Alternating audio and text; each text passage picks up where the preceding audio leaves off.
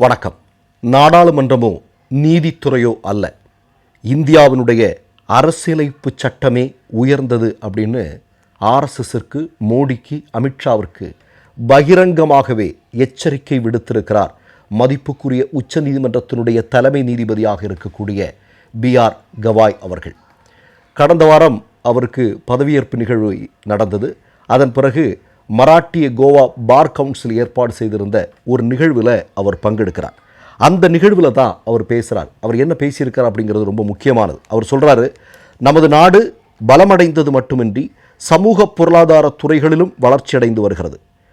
நீதித்துறையோ நிர்வாகத்துறையோ நாடாளுமன்றமோ உயர்ந்தது அல்ல, நாட்டின் அரசியலமைப்பு சட்டமே உயர்ந்தது. மேலும் இந்த 3 தூண்களும் அரசியலமைப்பின்படி செயல்பட வேண்டும்.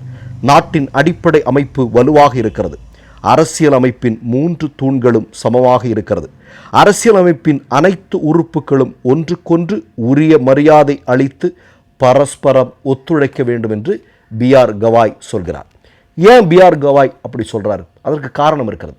உங்களுக்கு தெரியும், RN ரவி இல்லையா, தமிழ்நாடு சட்டமன்றம் நிறைவேற்றிய மசோதாக்களை எத்தனை வருடமாக கிடப்பில் போட்டிருக்கிறார். இது தொடர்பாக உச்சநீதிமன்றத்திற்கு சென்றது திராவிட முன்னேற்றக் கழகம்.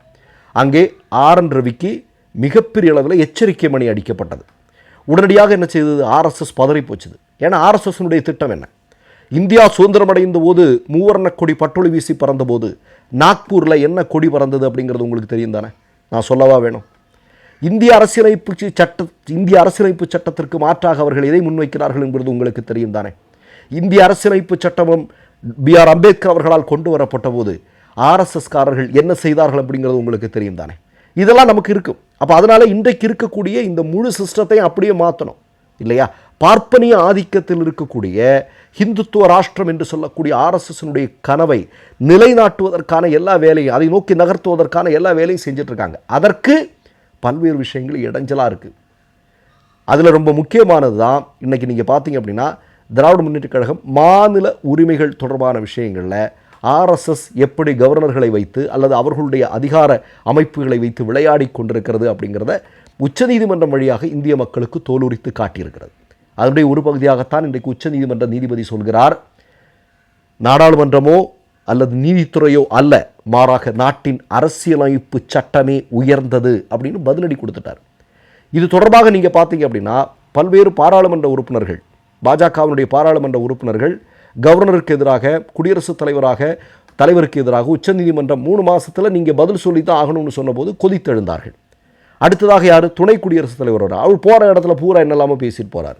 இப்போ கடைசியாக பார்த்தீங்க அப்படின்னா, இந்தியாவுடைய குடியரசுத் தலைவரை 14 கேள்விகள் கேட்டு உச்சநீதிமன்றத்திற்கு கடிதம் எழுதுகிறார்.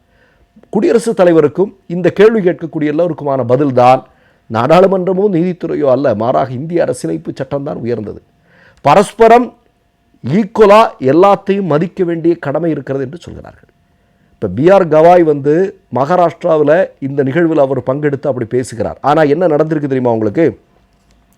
இந்த நிகழ்வில் அந்த உச்சநீதிமன்றத்தினுடைய நீதிபதியாக இருக்கக்கூடிய நபருக்கு உரிய மரியாதை அளிக்கப்படவில்லை என்கிற செய்தி வருகிறது. அதையும் அவர் பகிரங்கமாக வெளிப்படுத்தி இருக்கிறார். ஏன்னா இவ்வளவு பெரிய பொறுப்பில் இருக்கக்கூடிய உச்சநீதிமன்றத்தினுடைய தலைமை நீதிபதியாக இருக்கக்கூடியவருக்கு ஒரு மாநிலம் எத்தகைய மரியாதைகளை செலுத்த வேண்டும் என்கிற ஒரு ப்ரொசீஜர் இருக்குது. அதை எதுவுமே பாஜக ஆட்சி நடக்கக்கூடிய மகாராஷ்டிரா மாநிலம் செய்யலை அப்படிங்கிற குற்றச்சாட்டையும் அவர் முன்வைக்கிறார். ஏன் பதறாங்க இவங்க? ஏன் மோடி பதறாரு? ஏன் அமித்ஷா பயப்படுறாரு? ஏன் RSS நடுங்கிட்டு இருக்கு? இப்போ ஒன்றும் இல்லைங்க, சில தினங்களுக்கு முன்பு உங்களுக்கு தெரியும், இந்தியா பாகிஸ்தானுடைய பதட்டம். அதைத் தொடர்ந்து சோஃபியா குரேஷி என்று சொல்லக்கூடிய இந்தியாவினுடைய முப்படையின் உயர் பொறுப்பில் இருக்கக்கூடிய வீரமங்கை, அவங்கள ரொம்ப அவமரியாதையாக தேச துரோகம் செய்தார் ஒரு பாஜகவை சார்ந்த பாராளுமன்ற உறுப்பினர் விஜய் ஷா அப்படிங்கிறவன். அவனுக்கு எதிராக இந்த நொடி வரையிலும் ஒரு நடவடிக்கை கூட மோடியோ அமித்ஷாவோ RSSகாரங்களோ செய்யலை. இப்போ என்ன பண்ணுறான் அவன்? கடைசியில் வேறு வழி இல்லாமல் என்னென்னா மன்னிப்பு கேட்குறான். நமக்கெல்லாம் தெரியும், அந்த காலத்திலிருந்து RSS கிட்ட இருக்கிற ஒரே ஆயுதம் அப்படிங்கிறது மன்னிப்பு கேட்குறதான். அதையும் ஏற்க முடியாது அப்படின்னு மதிப்புக்குரிய உச்சநீதிமன்றம் சொல்லிருச்சு. நான் உச்சநீதிமன்றத்தில் கேட்குறேன், அவங்கள்ட்ட இருக்கிற அந்த ஆயுதத்தை நீங்கள் ஏற்க முடியாதுன்னு சொன்னால் அவங்க என்ன பண்ணுவாங்க சார்? கொஞ்சம் ஏதாவது என்ன சொல்கிறதுன்னே தெரியலைங்க. இப்போ நான் என்ன கேட்குறேன் அப்படின்னா, அதற்கு பதிலாக இவனுடைய மன்னிப்பை கேட்க முடியாது, ஏற்க முடியாது அப்படின்னு சொன்னது மட்டுமல்ல, உச்சநீதிமன்றம் மற்றொரு அதிரடி உத்தரவை பிறப்பித்திருக்கிறது. சிறப்பு புலனாய்வு குழு அமைக்க உத்தரவு பிறப்பித்திருக்கிறார்கள். இனி இனி யாருமே அப்படி பேச முடியாது இல்லையா? இப்போ சோஃபியா குரேஷி யாரு? சோஃபியா குரேஷி பயங்கரவாதிகளை இல்லாமலாக்குவதற்கு களத்தில் முன்னணியில் நின்ற இந்தியாவினுடைய வீரமங்கை. மதத்தின் பெயரில் அவர் இழிவுபடுத்தப்பட்டார். எவ்வளோ கொழுப்பு வேணும் இவங்களுக்கு? படிக்கிறது இல்லை, எதை பற்றியும் தெரிஞ்சுக்கிறது இல்லை, ஆர்எஸ்எஸ் சாகாகளை சொல்லிக் கொடுக்குறதெல்லாம் வாந்தி எடுக்கிறது. முட்டா பயிலாக தானே இருக்கிறானுங்க. மக்கள் சங்கிகளை முட்டாள்கள்னு தான் சொல்லுவானுங்க. அறிவே இல்லை அவனுங்களுக்கு. அவனுக்கு இப்படி தான் பேசுவானுங்க. அப்போ என்னென்னா இவனுக்கு என்ன வேணாலும் பேசலாம். இப்போது ஹைகோர்ட்டா இன்னும் ஒருத்தன் பேசினான் இல்லையா? இங்கே தமிழ்நாட்டில் ஒருத்தன் பேசினான். அவன் கடைசியில் என்னென்னா போய் சரண்டர் வந்து கீழே விழுந்தான். அதான் நான் சொல்கிறேன், மன்னிப்பு அப்படிங்கிறது தான் காலங்காலமாக இவங்கள்ட்ட இருக்கிற ஒரே ஆயுதம். இப்போ உச்சநீதிமன்றம் என்ன அதையும் ஏற்க முடியாது என்று சொல்லிவிட்டது. அப்போ ஒட்டுமொத்தமாக நீங்கள் இன்னைக்கு பார்த்தீங்கன்னா ஆர்எஸ்எஸ் கூடாரமே இல்லாமல் ஆகி போகக்கூடிய ஒரு காட்சி. நீதிமன்றம் எல்லாத்துலேயுமே தலையிட்டு இருக்கு. இன்னொன்று நான் சொல்கிறேன், ஆர்எஸ்எஸ்னுடைய கனவு நடக்கப் போவதில்லை அப்படிங்கிறது பிஆர் கவாய் தெள்ள தெளிவாக இந்த பதிவில் சொல்கிறாரு.